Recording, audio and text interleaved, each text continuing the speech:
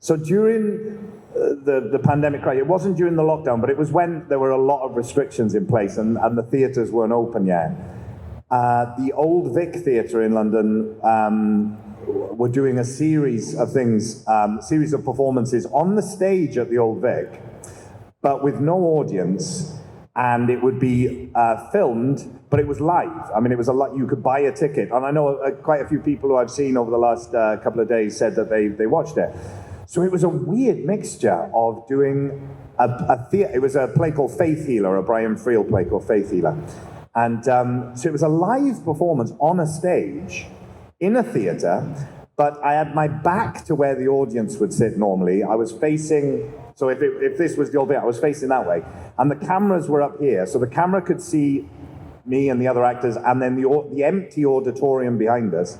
And you could buy a ticket to watch a performance of it, and it would be a live performance. So we did, a week's worth of performances at the Old Vic with nobody in the theatre, but knowing that there were, thousands of people watching live at home. And that was a very weird experience. I mean, it suited the play really well. It's an extraordinary play.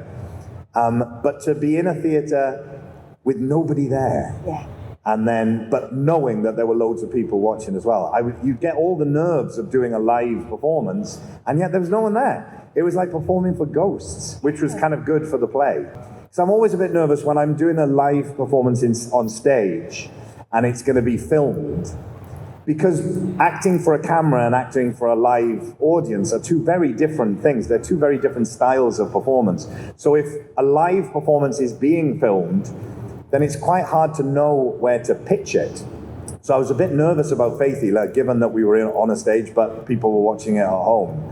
But I think there was a sort of inherent theatricality to that play as well that kind of did work on film. And I loved it. I'd love to do more of that. It'd be great.